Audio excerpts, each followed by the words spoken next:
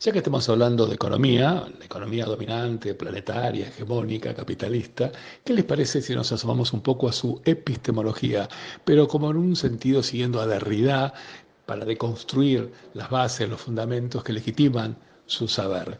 Bueno, todos sabemos que epistemología viene del griego episteme, que es saber, y logía, estudio o ciencia. Es decir, la epistemología es una rama de la filosofía que se pregunta acerca de las condiciones materiales en la producción del conocimiento, es decir, en la naturaleza, en la legitimación de ese conocimiento.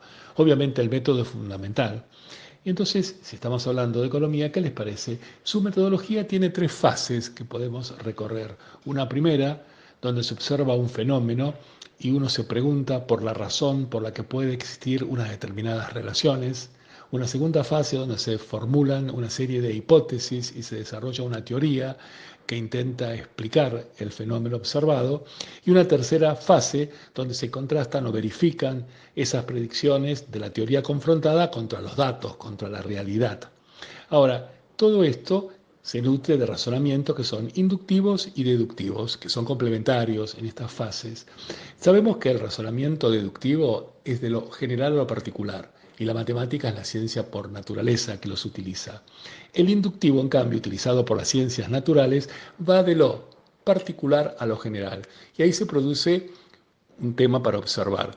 Supongamos que estoy en una laguna X y que estoy observando aves y veo un ave de plumaje blanco y luego otra ave de plumaje blanco y una tercera ave de plumaje blanco. Entonces, ¿qué voy a decir yo? Todas las aves en esta laguna X tienen plumaje blanco. Pero sin embargo, eso no me garantiza que de pronto aparezca un ave con otro color de plumaje. Ese es el salto lógico inductivo. Al pasar de lo singular a lo general, no tengo la certeza absoluta de que se siga manteniendo. Eso es muy importante en esta deconstrucción que estamos haciendo de los fundamentos de la lógica de la economía dominante. Recordemos entonces el salto inductivo lógico. Otro aspecto a considerar es el ceteris paribus, que es una expresión latina que significa textualmente hacer constante eso que es variable. Es un recurso metodológico y es muy importante en la etapa de matematización de la economía, donde tiene que trabajar con variables y con ecuaciones. Y entonces, si abre tanto el universo de las variables, le resulta muy difícil la prospectiva.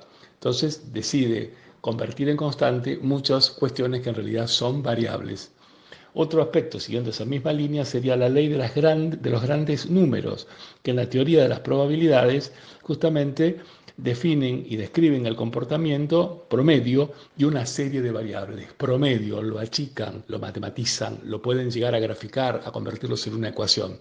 Todos estos argumentos son muy interesantes en este momento que estamos tratando de encontrar sobre qué lógica se sostiene esta economía dominante. Siguiendo en esa línea, bueno, trabaja con modelos. El modelo siempre es una simplificación y una abstracción de la realidad que a través de supuestos, argumentaciones y conclusiones explica una determinada proposición o un aspecto de un fenómeno más amplio observado. Y entonces desarrolla finalmente las teorías económicas, que es una explicación del mecanismo que subyace en los fenómenos observados. Bueno, es muy interesante desplegar entonces toda esta metodología de la economía para ver exactamente sobre qué se apoya y cuánta legitimación tiene esta construcción de ese saber que se ha vuelto hegemónico y dominante en el planeta. Bueno, espero que haya servido para clarificar un poco.